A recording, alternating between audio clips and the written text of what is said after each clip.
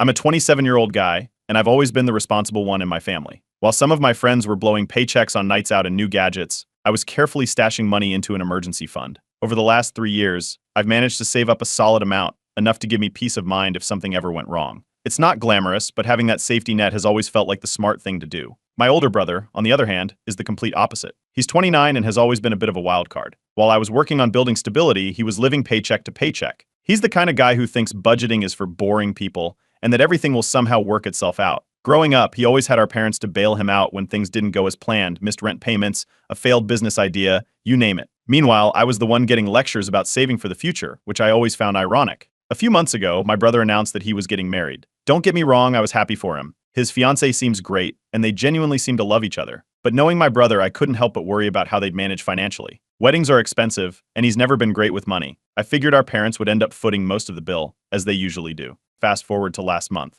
My brother called me to catch up and mention their honeymoon plans. He told me they were planning a 2-week trip to Europe, hitting up places like Paris, Rome, and Santorini. I congratulated him. It sounded amazing. But when he told me the price tag, my stomach sank. Over $10,000. That's way more than I've ever spent on a vacation in my life. Knowing his track record, I couldn't imagine how they'd manage that on top of wedding expenses. Then came the ask. A week later, he called me late at night. His voice was shaky, like he'd been crying or was about to. He started talking about how stressful wedding planning had been and how things were way more expensive than they'd budgeted for. He said their dream honeymoon was in jeopardy because they didn't have enough to cover it. That's when he asked if I could lend him some money, specifically from my emergency fund. At first, I thought I'd misheard him. I asked him if he was serious. He was. He told me he'd pay it back before the end of the year and that this was a once-in-a-lifetime trip. I told him that the money I'd saved wasn't for things like vacations, it was for real emergencies, like losing a job or unexpected medical bills. But he kept pushing, saying I could trust him and that he'd never let me down. It didn't stop there. The next day, my parents called me. They told me they knew about my brother's request and that they thought I should help him out.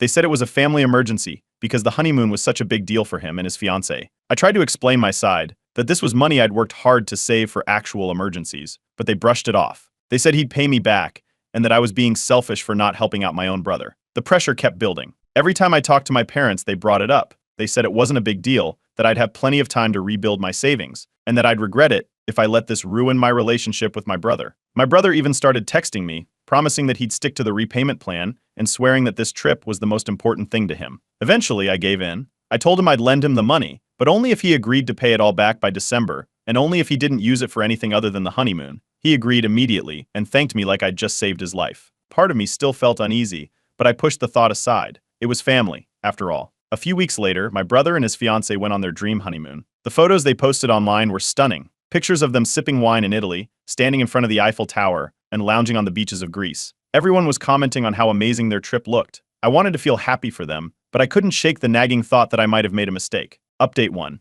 A month after my brother's honeymoon, I decided to follow up about the repayment. I sent him a casual message, reminding him of the timeline we'd agreed on. He didn't respond right away, but when he finally got back to me, his tone was different. He mentioned that things were hectic with post-wedding life, and he needed a little more time to get organized. I tried to stay patient, but something felt off. A few days later, I noticed some odd withdrawals from my account. At first, I thought it was a mistake, but after double-checking, I realized they were connected to the transfer I'd made for my brother. He had used part of the money for things unrelated to the honeymoon. New electronics and dining out were the most obvious ones. That's when I decided to confront him directly. When I brought it up, he got defensive. He said weddings were expensive and that I didn't understand the pressure he'd been under. He brushed off my concerns, claiming that it was still part of the same wedding expenses bucket. I tried to keep calm, but it was clear he wasn't taking me seriously. What stung more was when I went to my parents for advice, hoping they'd back me up. Instead, they downplayed the whole thing, saying I was being too harsh and that family helps family. The excuses started piling up. Every time I asked about repayment, my brother had a new story. He was too busy settling into married life, his work wasn't going well, or he'd spent more than expected on some last-minute wedding bills. The pattern was clear. He had no intention of paying me back anytime soon, if at all. Meanwhile, my savings account was in bad shape.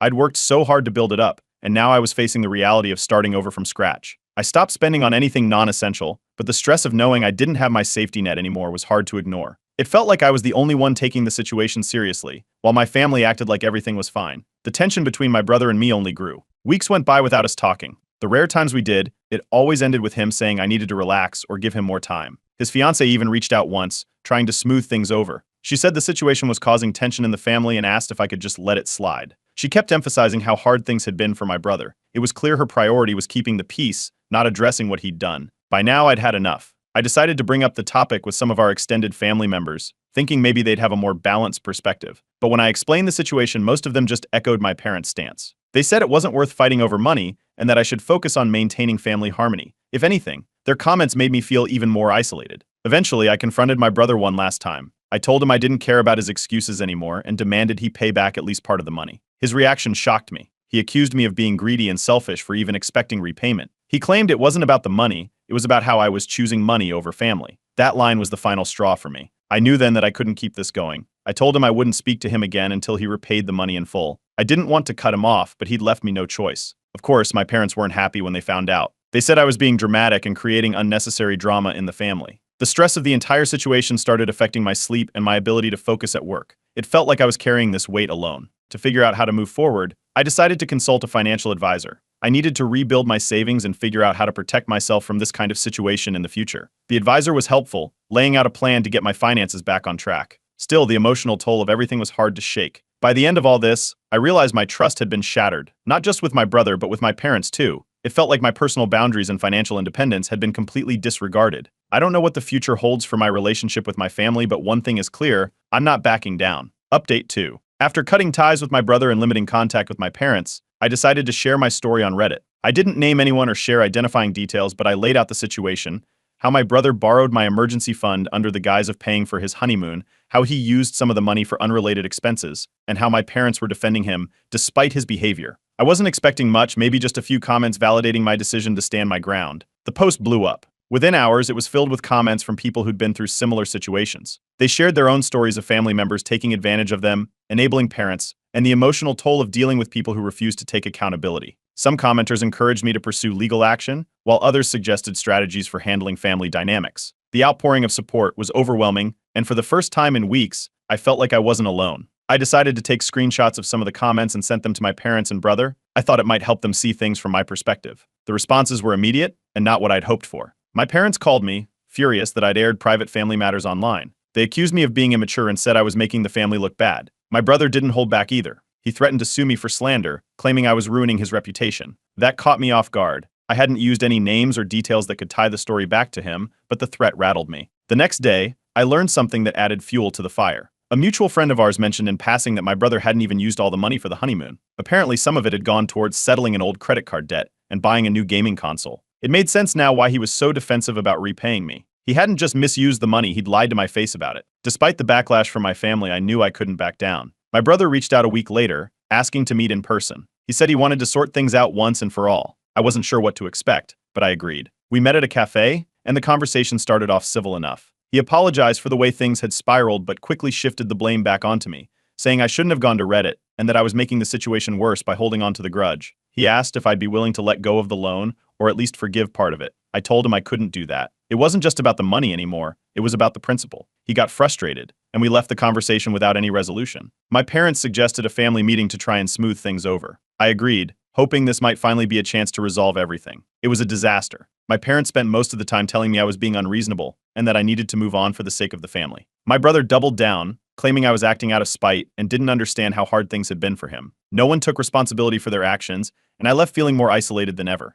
That night, I made my final decision. I contacted a lawyer to discuss my options for recovering the money. After reviewing the messages between my brother and me, the lawyer said I had a strong case. It wouldn't be quick or easy, but I could potentially get back what I was owed. When I informed my family about my decision, the fallout was immediate. My parents said they were disappointed in me, that I was putting money above family. They warned me that taking legal action would damage our relationship permanently. At this point, I wasn't sure there was much of a relationship left to salvage. While all this was happening, I focused on rebuilding my savings. I tightened my budget, cutting out anything unnecessary and putting as much as I could back into my emergency fund. It wasn't easy, but every small deposit felt like a step toward regaining control over my life. Meanwhile, word of the situation started spreading through our extended family. Some relatives began questioning my brother's character and behavior. A few even reached out to offer their support, though most remained neutral, not wanting to get involved in the family drama. Looking back, the entire experience changed the way I viewed family loyalty. I used to think helping family was an obligation, no questions asked. Now, I realize that loyalty shouldn't come at the cost of your own well-being.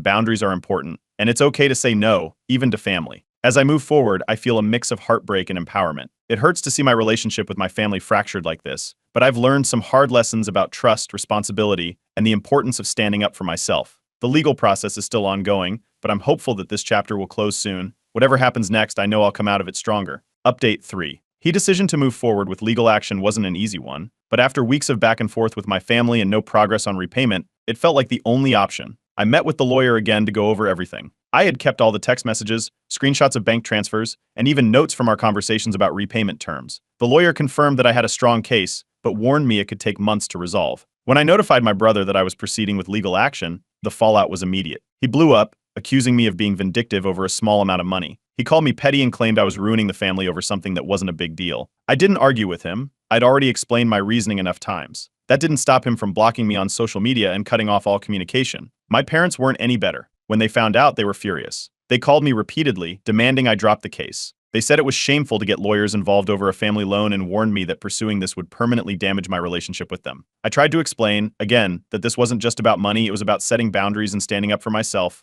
They didn't want to hear it. The extended family started to get involved too. Word of the situation spread after my parents vented to a few relatives. Some family members reached out to express their support privately. They shared their own stories of being taken advantage of by others in the family, which made me feel less alone. But just as many sided with my parents, saying I was making a big deal out of nothing and causing unnecessary drama. In the meantime, I focused on rebuilding my emergency savings. Every paycheck, I set aside as much as I could. It wasn't easy. Between rising living expenses and the money I'd already lost, the progress was slow. The lawyer's fees were another financial strain, but I reminded myself that this was an investment in reclaiming what was rightfully mine. 2 months into the process, my brother reached out unexpectedly. He sent a long message, apologizing for the way he'd treated me and claiming he hadn't meant to hurt me.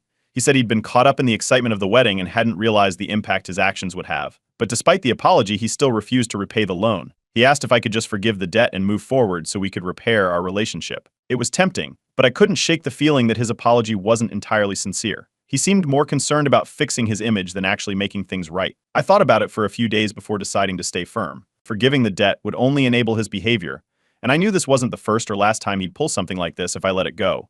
When I told my parents about the conversation, they weren't happy. They doubled down on their stance, telling me I needed to drop the legal action and restore peace in the family. They argued that my brother was doing the best he can and that I was being unreasonable by refusing to let it go. It was clear that they weren't going to back me up, no matter what I said. Family gatherings became increasingly awkward.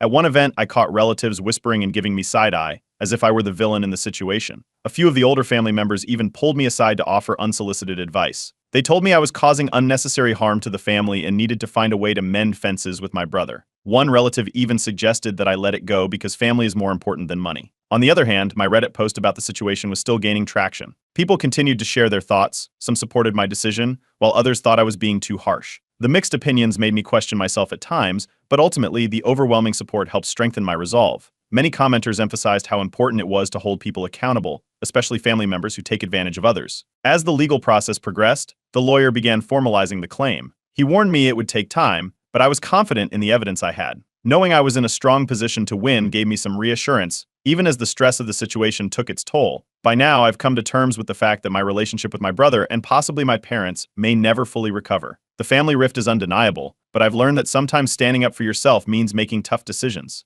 I still wish things had turned out differently, but I'm starting to find a sense of empowerment in taking control of my own narrative. The financial strain is still there, but I'm slowly rebuilding. More than anything, I've learned that boundaries matter. Loyalty doesn't mean sacrificing your well-being for someone who doesn't respect you. Whatever happens next, I'm ready to face it head-on. Update 4. The legal process was more draining than I expected. Each new document, each call with my lawyer, and every delay stretched things out longer than I'd hoped. It felt like my life was stuck on pause, revolving around this one issue. I didn't have much support from my family. If anything, they sided more with my brother as time went on. The silence from most of them was louder than any words they could have said. One day, out of the blue, my cousin reached out. We'd always been close growing up, but we hadn't talked much since this situation began. He told me he'd heard bits and pieces of what was happening and wanted me to know he supported me. He'd been in a similar spot before, though not with family, and he understood how hard it was to stand firm when everyone else was pushing back. We talked for hours. That conversation reminded me I wasn't completely alone and gave me the motivation to keep going. As the case progressed, my brother sent a message asking if we could resolve things outside of court. He said he wanted to negotiate repayment terms. At this point, it felt too little, too late. I'd given him every opportunity to make things right before it escalated to this, but he'd ignored all of them. I didn't respond. My lawyer had warned me not to,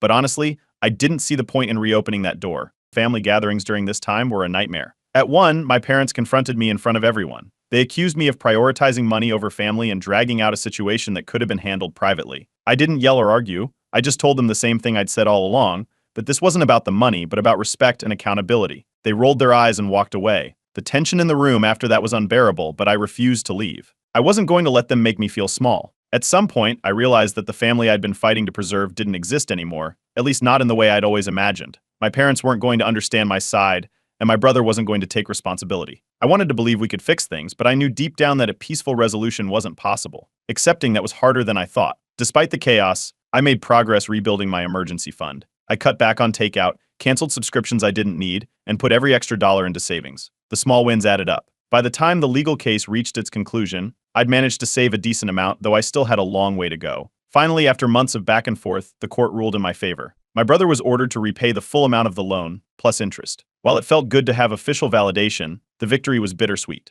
The damage to my family relationships was already done, and I knew repayment wouldn't undo that. Still, it was a step toward closure. Not long after the ruling, my brother reached out again. This time, his apology felt different. He admitted he'd been irresponsible and that he shouldn't have lied or dragged things out. He didn't make excuses or shift blame. It was the kind of apology I'd hoped for months ago, but now it felt too late to change anything. I told him I appreciated it, but didn't promise we'd go back to how things were. My parents' reaction to the ruling was more complicated. They didn't apologize outright, but they softened. They made a few vague comments about understanding my position better, though it felt more like they were trying to smooth things over than genuinely acknowledging their role in the mess. I didn't press them on it. I'd learned not to expect too much. The broader family dynamic shifted too. Some relatives who'd dismissed me earlier started questioning my brother's behavior more openly. A few even apologized for not supporting me sooner. It was nice to hear, but it didn't change the fact that I'd spent months feeling isolated. Through all of this, I found myself reevaluating what I expected from my family. I used to think loyalty meant putting their needs above my own, no matter what. Now, I see it differently. Loyalty has to go both ways, and it can't come at the expense of your own well-being. I'm no longer willing to sacrifice my boundaries just to keep the peace. Even with the legal win,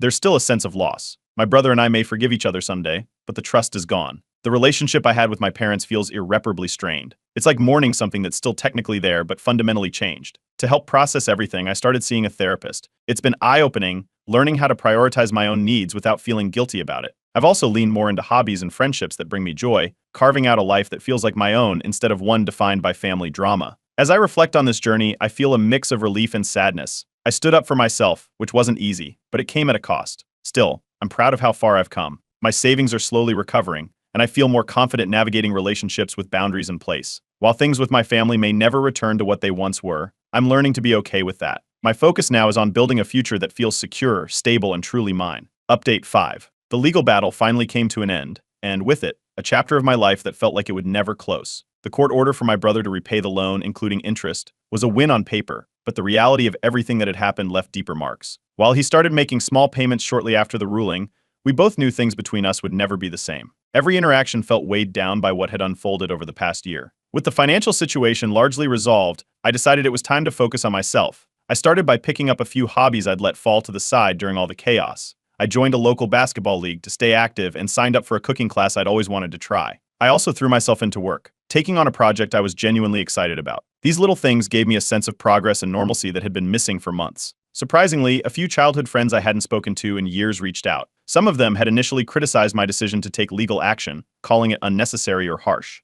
Now, after seeing the full story, they admitted they hadn't understood the depth of the situation. One of them shared how they'd been taken advantage of financially by a sibling, and how they wished they'd stood up for themselves sooner. It felt good to hear that perspective from people I'd once felt judged by. Reflecting on everything, I realized how much I'd learned about boundaries. I'd spent so much of my life as a people pleaser, always bending to keep the peace or avoid conflict. This situation forced me to put my foot down, even when it meant standing alone. For the first time, I didn't feel guilty about saying no or holding people accountable. It was liberating to finally prioritize my own needs without feeling selfish. The changes weren't just personal, they extended to my career too. The stress of the past year had pushed me to reassess my goals. I realized I wanted more control over my work-life balance and decided to start pursuing opportunities that aligned with my long-term vision. I pitched a new initiative at work, and to my surprise, it was approved. It's still in the early stages, but it feels great to be working on something I'm passionate about. My friendships also grew stronger. The people who stood by me during this ordeal became my true chosen family. I started spending more time with them, leaning on them for support when things got tough. They reminded me that family isn't just about blood, it's about the people who show up for you when it matters. Eventually, I reached a place where I could forgive my brother not for his sake, but for mine. Holding on to the anger was exhausting, and I didn't want it to define me. That said, forgiveness didn't mean forgetting. The trust we once had was gone, and I wasn't interested in trying to rebuild the same closeness. We keep things cordial, but I'm careful about how much of myself I share with him now. My relationship with my parents remains strained, but I've stopped trying to force a resolution. They've made a few half-hearted attempts to mend things, but I can tell it's more about easing their own guilt than truly understanding my perspective. I still see them on occasion, but I'm selective about the time and energy I invest. I don't feel the same obligation to please them that I used to. Looking forward, I feel more in control of my life than ever. My savings are back on track, and I'm more mindful about how I manage my finances. I've set clear goals for myself, not just financially, but in all areas of my life. Whether it's saving for a home or planning a dream trip, I'm focused on building a future that feels secure and fulfilling. This whole ordeal has given me a newfound confidence. Knowing I had the strength to stand up for myself, even when it felt like the world was against me, has changed the way I approach challenges. I feel capable of handling whatever comes my way,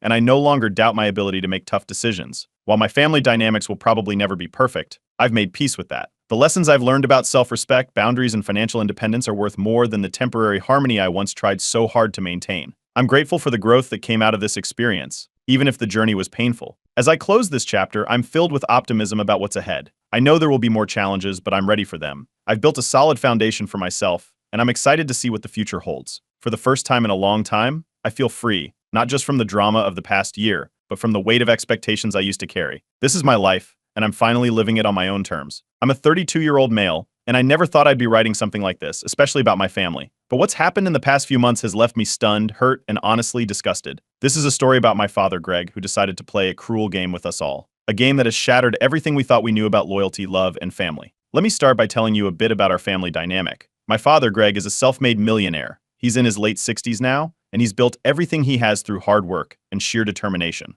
But he's also always been a little controlling. He's the kind of person who expects things to be done his way or not at all. His opinions are final, and when it comes to the family, there's no room for discussion. I have two siblings, Ethan, who's 35, and Taylor, who's 28. We've always had a somewhat complicated relationship with Dad, but we never questioned his love for us, or so we thought. His wealth was always something we knew would be there in the future, but it was never the main focus of our lives. At least, that's how I always felt. Then, about 6 months ago, Greg called a family meeting. He sat us all down and, with a solemn face, told us that he had been diagnosed with a terminal illness. It was a shock, to say the least. My dad, the strong, always in control figure in our lives, was suddenly vulnerable. He said he only had a few months left to live and that he had come to terms with it. My siblings and I were devastated. We rallied around him, helping with whatever he needed, spending time with him, trying to make his last months as comfortable as possible. But something didn't sit right with me. You see, my dad has a history of being emotionally manipulative. He's always done things that made us question his motives. And in the back of my mind, I couldn't shake the feeling that something was off. Still, I went along with it because, well, it was my dad,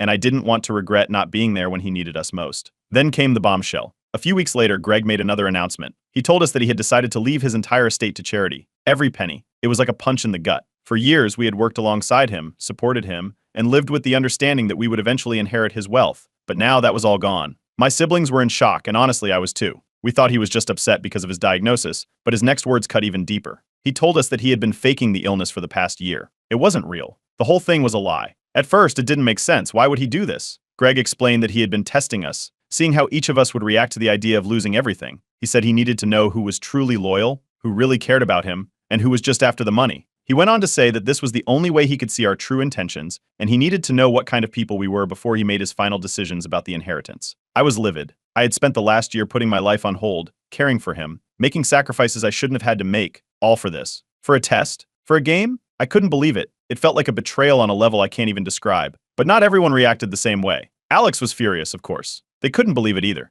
They had been just as involved, taking time off work to be there for him. Alex yelled at Dad, calling him heartless and manipulative. But then there was Taylor. Taylor, who had been the most supportive of Greg, stood by him. They tried to justify the whole thing, saying it was a way to figure out who truly cared about him. Taylor argued that this was a wake-up call, a way to see past all the fake smiles and see who was really there for the right reasons. That's when the tension started. The family, once so close-knit, began to divide. I couldn't believe how easily Taylor had sided with Greg. It felt like they were betraying me, like they didn't understand the magnitude of what Greg had done. I was angry, and I didn't know how to fix it. Greg stayed calm through it all, like this was just a part of the process. He didn't apologize, didn't even seem sorry. In fact, he seemed almost pleased with himself for having orchestrated this entire thing. As for me, I felt completely torn. Part of me wanted to distance myself from this madness and cut ties with Greg completely, but I knew that would break the family apart even more. And yet, how could I ever trust him again? How could I pretend that this was okay?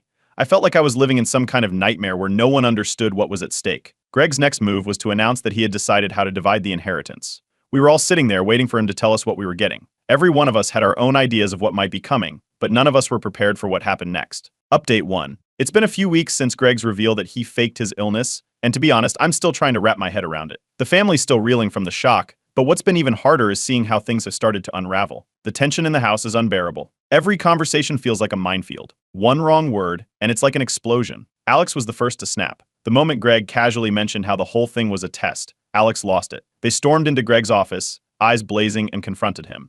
The yelling started immediately, accusations of being cruel, heartless, manipulative. Alex didn't hold back, demanding to know why Greg would ever put us through such an emotional roller coaster. But Greg, as cold as ever, didn't even flinch. He basically told Alex that it was all for the family's own good, that we all would have been focused on the money anyway. The wealth was the only thing that mattered to us, in his eyes. Alex didn't take that well, not one bit. But that's when Taylor stepped in. Taylor, who had been siding with Greg ever since the illness was revealed, tried to calm things down. They said Greg did the right thing. The whole thing was an experiment to see who truly cared, who wasn't just after the inheritance. And they kept pushing that line. It was almost as if Taylor thought Greg had done us all a favor. At first, I couldn't believe it. Taylor, of all people, was defending this madness. It felt like I was losing them, too. I thought they were on our side, but suddenly it felt like they were siding with the very person who had manipulated us all. I don't know when exactly I started to feel so isolated, but it hit me hard. The more I thought about it, the more I realized that Taylor wasn't seeing the problem. They didn't understand why Alex and I were so hurt by all this. But it wasn't just Taylor. The family, the whole dynamic was beginning to shift. The rift between the three of us grew wider every day. Greg kept making his cold, calculated decisions, while Alex and I tried to figure out how to make sense of the situation. It was clear that Greg was still holding all the power. Then came the next bombshell. Greg decided to announce the inheritance division. He called a meeting and told us that he would be revealing who was getting what part of the estate. And guess what? It would all be based on how we reacted during the whole ordeal. It was like the final piece of the puzzle in this twisted game. The tension in the room when we gathered for the reading of the will was unbearable. The air was thick with a mixture of anticipation, anger, and disbelief. We all sat there, trying to figure out who would get what, based on our reactions. I kept looking at Alex and Taylor, wondering how this was even real. Were we really here, trying to figure out how Greg was going to divide his money after all this? I was torn. Part of me wanted to throw it all away. I didn't care about the inheritance anymore. I wasn't sure I could accept whatever Greg decided to give me after all the manipulation. But then, another part of me, the part that had grown up with this wealth, struggled with the reality of losing it all. The family had always had this financial cushion, and it was hard to shake the feeling that somehow, Greg's decisions were going to affect the rest of my life in ways I couldn't control. Alex was in no better shape. They were crushed, devastated that this whole family dynamic had turned into a battle for money. Alex just wanted to heal the family, but it seemed impossible. How could we come back from this? Our mother, who had been silent for most of this, tried to calm things down. She kept saying it was all just a family mistake, like it was no big deal. But I could see the discomfort in her face. She wasn't okay with how things had played out, even if she wasn't willing to say it out loud. She didn't want to challenge Greg's authority, not with how things had always been. Taylor, on the other hand, kept doubling down. They kept saying how overblown everything was, that Greg's actions had shown us the truth, that we should be grateful for the clarity it brought. It felt like we were speaking two different languages. I tried talking to them about how manipulative and damaging all this was, but it felt like they just couldn't understand. By this point, I was done. I'd had enough. I had to talk to someone, so I called a close friend and confessed everything. I admitted I was tempted to walk away from the whole mess. No amount of money was worth this level of manipulation. I knew I had to protect myself, even if that meant cutting ties with my family. The situation only got worse. A family dinner turned into an all-out argument. Relatives started pointing fingers at each other, blaming each other for how things had unfolded. People were calling out loyalty, accusing others of wanting the money, and some were trying to justify their actions. It felt like the whole thing was crumbling. Greg watched it all unfold with a cold, detached expression. He didn't care that we were falling apart. His only concern was that we all learned something from his twisted experiment. He remained unmoved, not even trying to console anyone, not even when people begged him to reconsider his decision. I reached a point where I honestly didn't know what to do anymore.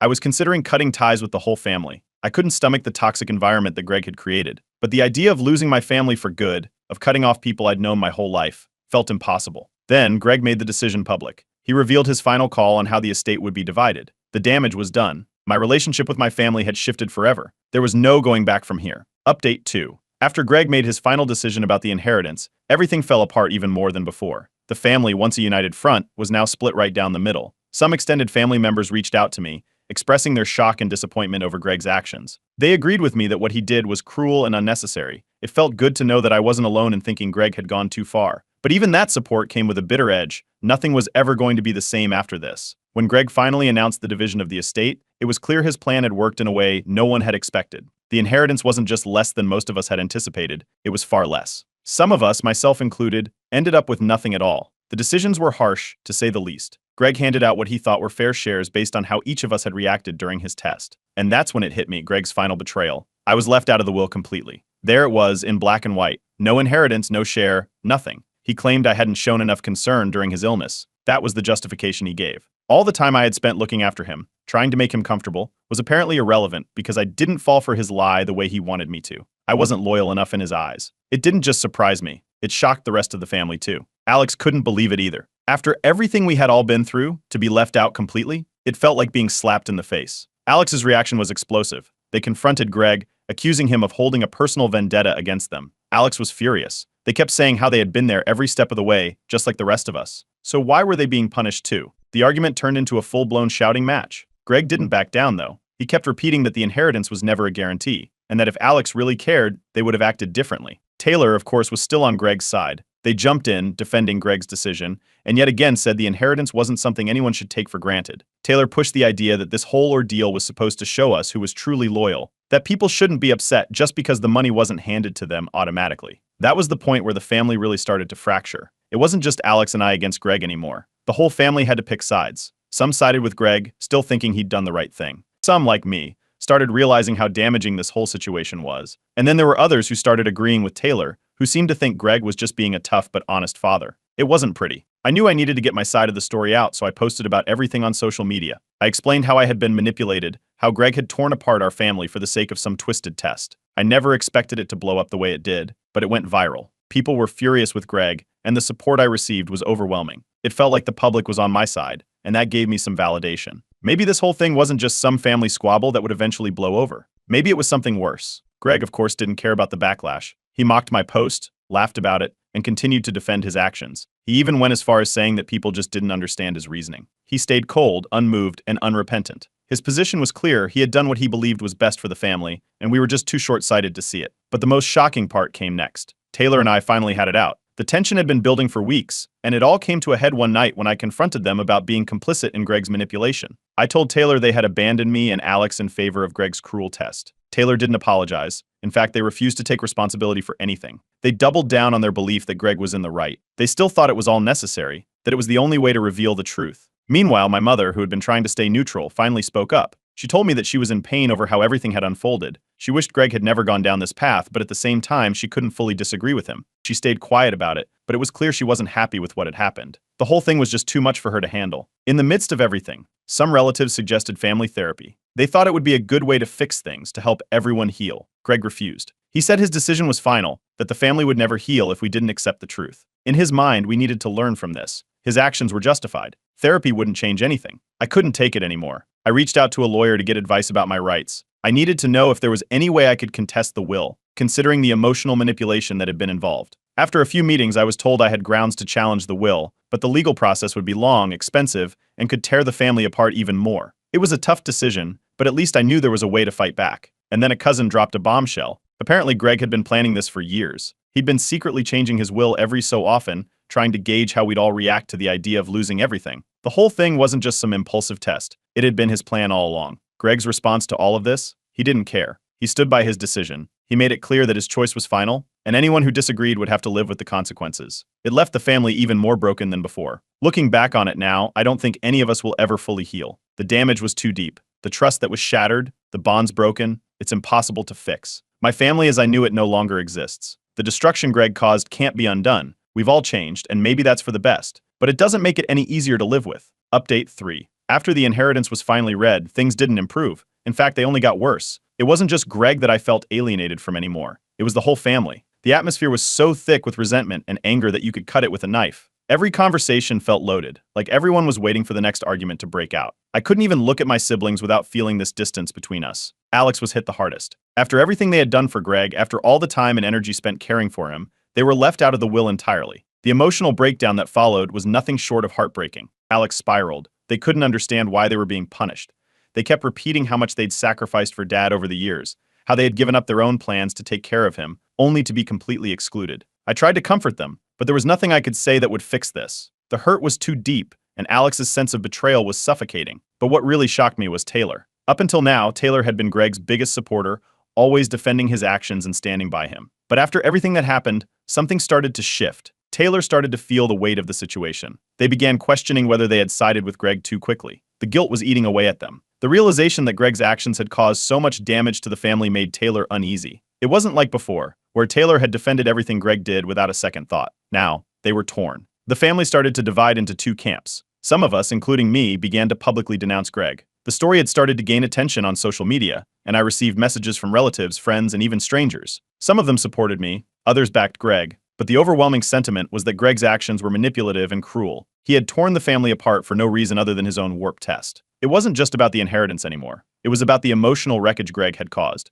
Then there was my mother. She had been quiet through all of this, staying out of the way as much as possible, but now she started to speak up. She began to voice her discontent with Greg's approach, even admitting that she wished he had never gone down this path. However, despite her growing frustration, she didn't confront him. She still depended on Greg financially and had no intention of challenging him directly. It left me feeling frustrated. She wasn't fully on my side, but she wasn't with Greg either. It was like she was caught in the middle, trying to keep the peace, but at what cost? Greg, on the other hand, remained steadfast in his decision. He didn't care about the backlash, not one bit. He kept saying that his actions had been necessary to weed out the true intentions of his family. In his eyes, he had done what was right, and we were just too blinded by greed to understand it. Every time I heard him say that, I felt my blood boil. It was as if the pain and destruction he had caused didn't matter at all to him. Taylor, still trying to hold on to some semblance of family, reached out to me. They wanted to meet, to talk things through. I agreed, though I wasn't sure what good it would do. It was clear that Taylor was struggling with their own guilt, but at the same time, they still couldn't fully let go of the belief that Greg was right in some way. The meeting was tense, to say the least. I accused Taylor of being complicit in Greg's actions of standing by while the family tore itself apart. Taylor admitted that they felt guilty, but they still believed Greg had done the right thing. They said it was just how Greg worked, and they couldn't just abandon him. That was the breaking point for me. Taylor had chosen Greg over the rest of us. They had decided that this experiment was justified even at the cost of everything else. As much as I wanted to salvage some kind of relationship with Taylor, I realized it wasn't possible. The family, as I knew it, was gone. I started questioning if it was even worth trying to fight for these relationships anymore. What was the point? Greg had made his position clear. Taylor had made their choice. Alex was pulling away from everyone, and I couldn't blame them. My parents were both too wrapped up in their own issues to really confront what had happened. I went to see a lawyer to talk about contesting the will. It felt like my only option left. I wasn't sure if it would change anything, but I needed to know if there was a chance to make things right. The lawyer told me I could challenge the will on the grounds of emotional manipulation, but the process would be long, expensive, and messy. Even if I won, the damage to the family would be irreparable. It was a harsh reality to face. I could fight for my share of the inheritance, but what would it matter in the long run? Meanwhile, Alex started pulling away from everything. They stopped attending family gatherings, stopped answering calls. It was like they had given up on trying to fix things. I couldn't blame them. I didn't know how to fix it either. The family had split so completely that it felt like there was no way to come back from this. Greg, still holding his cold leadership, didn't apologize for any of the destruction he had caused. He didn't seem to care that his experiment had broken everyone. He was unmoved, unrepentant, and as far as he was concerned, everything was just a part of the process. It became clear that the family wasn't going to reconcile. Not now, not ever. The divide was too deep. There were those who supported Greg, who still believed he had done the right thing, and those of us who couldn't stand by and watch him tear everything apart. I had reached my breaking point. I decided I couldn't keep fighting for something that wasn't worth saving anymore. I needed to walk away from the family, from the inheritance, from the toxicity. It was time to prioritize my own peace of mind. So that's what I did. I made the decision to cut ties with Greg and the rest of the family. I couldn't go back to what we had. It was gone, and I was done trying to fix something that had been broken beyond repair. Update 4. It's been a few months since I made the decision to step away from my family. After everything that had happened, I knew I needed to rebuild my life, away from the constant drama and emotional turmoil. I left the house I grew up in and moved to a new city. It felt like the only way to truly start fresh. The weight of everything, the lies, the manipulation, the broken relationships was too heavy. I couldn't carry it with me anymore. I settled into a small apartment, far from the chaos, and began trying to regain a sense of who I was without being constantly tangled in my family's mess. I found a new job, started making new friends, and slowly began to feel like myself again. It wasn't easy. There were days when the loneliness was overwhelming, but it was nothing compared to the suffocating feeling of being trapped in the middle of that toxic family drama. Back home, things weren't getting better. Alex was still spiraling. The fallout from being excluded from the inheritance had hit them hard. They stopped reaching out to anyone, retreating further into themselves. Alex couldn't understand why they had been shut out after everything they had done for Greg. The anger, the sense of abandonment, it was eating them alive. I tried to keep in touch, but they were distant. It felt like they were slipping further away every day. Taylor was also struggling, but in a different way. After everything had unfolded, they started to regret their position. Taylor privately admitted to me that they felt guilty for supporting Greg. They told me that they never expected the fallout to be this bad, that they hadn't anticipated how much damage it would cause to the family. Taylor started to question whether they had made the right choice, but it was too little, too late. The damage was done, and the family would never be the same. As for Greg, he continued his isolation. He hadn't apologized, nor did he show any signs of remorse. He believed that time would heal everything, that everyone would eventually come to appreciate the lesson he had taught us. But his cold, detached attitude only pushed people further away. Even the few family members who had once supported him were now questioning his motives. It was like he was completely oblivious to how much he had hurt us. He remained steadfast in his decision, convinced that he was right, no matter what. My mother, still dependent on Greg financially, had stayed quiet for the most part, but she began to voice her discomfort in private. She said she wished things hadn't gone this way, that she regretted how Greg had handled everything. But at the same time, she wasn't willing to challenge him. She feared further alienating herself from him and the rest of the family. It was like she was stuck in the middle, too scared to confront Greg, but also unwilling to stand by him completely. It was frustrating to watch. I couldn't understand how she could stay so passive while everything fell apart around her. And then, out of nowhere, Greg called a family meeting. It had been months since we'd last spoken, and suddenly he wanted to meet with me, Alex, and Taylor. The invite was vague, just a request to discuss the fallout and try to find some resolution. None of us were sure what to expect, but we all agreed to attend. It felt like the last attempt to try to salvage what was left of our family, but deep down, I knew it was a futile effort. When we met, it was tense from the start. We sat in that room, all of us unsure of how to begin. The air was thick with resentment, each of us holding on to years of hurt and frustration. Greg finally spoke, and in a shocking turn of events, he admitted that he had miscalculated how his actions would affect the family. He said he didn't realize how much pain it would cause, but he still defended what he had done. He kept repeating that it was all for the family's own good, that we would understand it eventually. But for me, it felt hollow. His apology wasn't an apology. It was just another attempt to justify his behavior. I listened to him, but it didn't change anything. I couldn't forgive him for manipulating us, for tearing apart our family over something as shallow as a test of loyalty. There was no point in trying to rebuild a relationship with someone who had caused this much damage. I told him as much. There was no going back for me. Alex, unable to hold back anymore, exploded. They stood up and confronted Greg, calling him out for the cruelty of his actions. Alex accused him of destroying our family for his own twisted experiment, and the room grew even more uncomfortable. Greg remained calm, but the look on his face was one of indifference. It was like Alex's words didn't even reach him. He couldn't see the damage he had done. He couldn't see how far gone everything was. Taylor, caught in the middle, was visibly torn. They expressed how conflicted they were, how unsure they were about where they belonged in the family anymore. It was obvious that Taylor felt guilty, but they couldn't bring themselves to fully break from Greg. They kept saying they didn't know how to move forward, and it became clear that their relationship with the family was just as broken as mine. Greg's response was the same as always. He refused to acknowledge the emotional pain he had caused. He stood by his decision and claimed that we just couldn't see the bigger picture. His cold response only deepened the divide between him and the rest of us. After that meeting, I knew there was no point in trying anymore. It wasn't just the inheritance that had ruined us. It was the manipulation, the emotional abuse that had festered for so long. I had tried to hold on to something that wasn't there, and now it was time to let go. The decision to contest the will was made. I knew it would only escalate things, but it felt like the last thing I could do to stand up for myself. I consulted a lawyer about my options. The process would be long, and it would only make things worse, but at least I would know I had tried to fight for what was right. When I announced my intention to challenge the will, the family's reaction was swift. There was anger, disappointment, and a lot of confusion. Some saw it as a betrayal, others as a last-ditch effort to make things right. Either way, the divide was final. No matter what happened with the will, nothing would ever fix the damage that had been done. As the dust settled, I began to feel more at peace with my decision. Leaving the family drama behind, even if it meant leaving everything else behind, was the best choice I had made in a long time. It wasn't easy, and I still had moments of doubt, but I knew I was reclaiming my life. This was the fresh start I needed. Update 5. The legal battle over the inheritance dragged on for what felt like an eternity. The court proceedings were long, draining, and often felt pointless. Every time I stepped into the courtroom, it felt like I was revisiting the past, reliving the pain of Greg's betrayal. The lawyers got involved, and with every letter, every meeting, and every argument, the rift between my family and I grew wider. Greg's supporters rallied behind him, while those who stood with me slowly began to distance themselves. The family had split even further.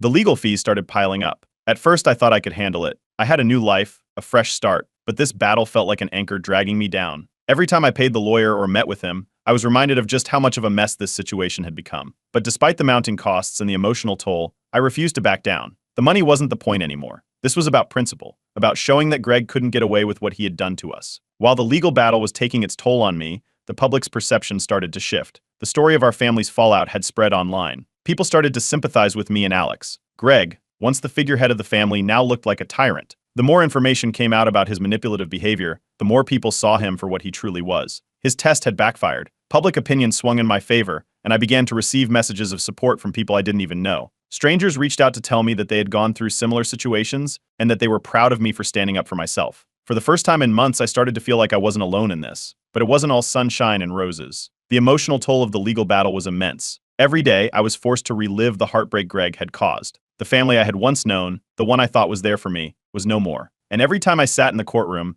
I was reminded of how much I had lost. I couldn't escape the reality of it all. But through it all, I stayed strong. I refused to give up, no matter how much the situation drained me. Meanwhile, Taylor made a decision that shocked everyone. They finally stepped away from the family entirely. After months of being torn between siding with Greg and realizing how wrong he was, Taylor came to terms with the fact that they couldn't align themselves with his manipulative tactics any longer.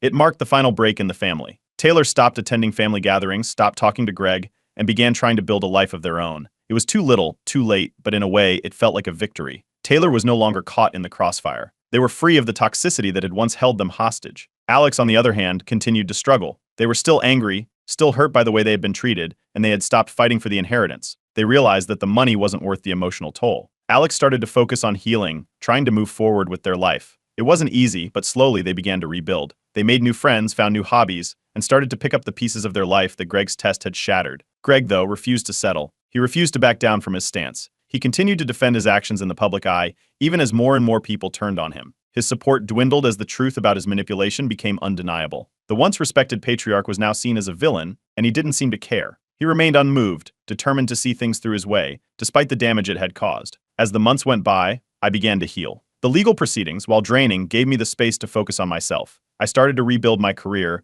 made new friendships, and finally began to feel like I was moving forward. The emotional scars from the family's betrayal would never fully heal, but I started to reclaim control of my life. The weight of the family drama lifted. I wasn't living in constant fear of another argument or emotional breakdown. Finally, the court rendered its decision. The inheritance was divided, and I got what I had expected. It was fair, but it didn't feel like a victory. By then, the family was too fractured, and the damage Greg had caused was too deep. The money didn't matter anymore. I had realized that nothing could fix what had been broken. Greg's relationship with me and Alex was permanently destroyed. There was no going back. We were no longer part of his world, and he was no longer part of ours. The family that had once been so close-knit was no more. Those who had sided with Greg found themselves isolated, and the once unbreakable bond between us had shattered beyond repair. Looking back, I can't help but reflect on the lessons I've learned. Setting boundaries has become the most important lesson of all. I've learned the danger of allowing someone to manipulate you, especially when that person is family. I've realized that family doesn't always mean loyalty, and sometimes the people you love are the ones who will hurt you the most. Greg's legacy is forever tarnished. His manipulative experiment meant to test his family's loyalty has left scars that may never fully heal. He may have thought he was doing something noble, but all he did was destroy what he held most dear. The family that once stood strong is no more. But despite everything, I'm moving forward. I've come to terms with the past and am finally at peace with the decisions I made. The legal battle is over, and I can now focus on rebuilding my life. I've taken control, and I'm stronger for it. The road to healing is long, but I know I'm heading in the right direction. As for the inheritance drama, it's closed. But the journey I've been on, and the lessons I've learned, will stay with me forever.